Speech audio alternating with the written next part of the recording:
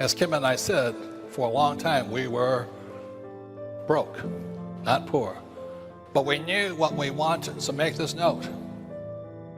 What you want is a team that helps you become rich. You don't want a labor union. You don't want those communist pigs around you. Okay? No, I mean, my father was head of the teachers union for the state of Hawaii. Every time I came home, he had all these labor union guys. Oh, the government's ripping us off. We should strike. We should do this. I'm going to work less. I want to be paid more. The government should take care of us. I want more benefits. And these are the bastards that teach our kids. Does that make sense, you guys here? I'm not saying they're bad people. They just have a different mindset. And when I'm here today, how many people have come to change your mindset a little bit? Good. So that's why I'm doing my best. One of the things you need to think about as you leave here is, how does debt make me rich? If you understand that, you'll understand why the rich are getting richer and why the poor and middle class are getting poor. Because they think debt is bad and they think working for money is smart. Stupid. On top of that, the only advisor you have is a stockbroker or a financial planner or a real estate broker. As I said, broker means they're broker than you are. I have accountants, I have attorneys, my partners, you'll see them. These are the guys I go to. We meet on a regular basis. Formally we meet twice a year. We do book studies.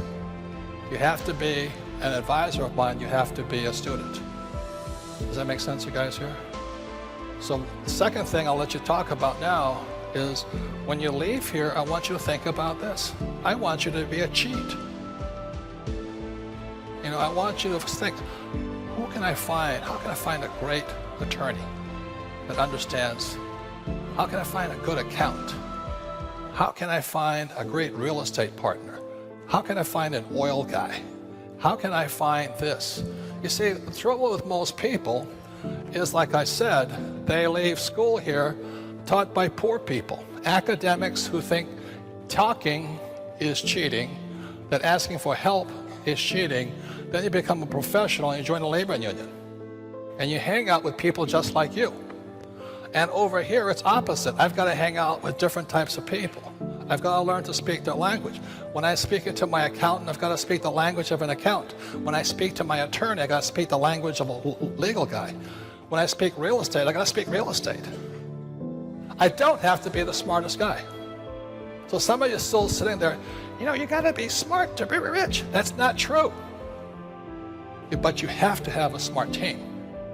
You know, two minds are better than one, except in school, because that's called what? Cheating. Now, if you don't change that, you'll still be poor. So it's opposite. And it's really simple, you know. My poor dad always said to me, go to school and get a high-paying job. That's not wealth. That's a job. You can get fired, you know. And then my rich dad always says, work for assets. So there's basically 4 asset classes that makes a person rich, and there's lots of more, the subheadings and all this. But number 1 is a business. The richest young guys today start companies. It's called Facebook, Google, Apple, stuff like that, you know. Number 2 is real estate. So what my rich dad taught me is a combination of being an entrepreneur in business and entrepreneur in real estate. It's that combination is I pay no tax and I make a lot more money. Okay, so a lot of guys say, well, I have a business. I say, well, how much real estate you got? Without real estate, you pay tax. That's the problem. And then there's paper, which is stocks, bonds, mutual funds, and savings. That's what most people should be in. The reason savings are good, made paper is good, like stocks, bonds, mutual funds are liquid. You make a mistake and get in and out real quick. Called liquid. The trouble with these two, you make a mistake, you're there forever. You can't get in and out. So that's why you gotta be very smart before you go in.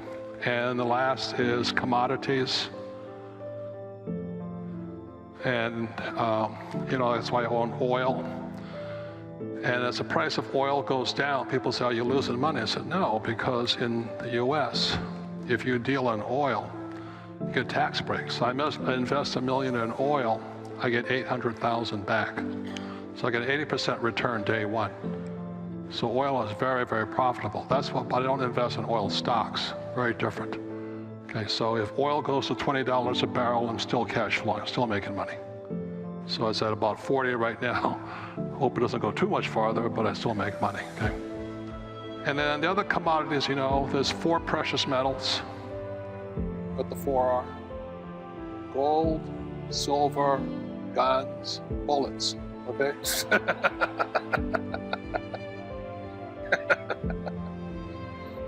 That's why I live in Arizona, not California. California, they don't let you carry guns. Everybody in Arizona carries. And the reason for that is because you have something, somebody's going to steal it.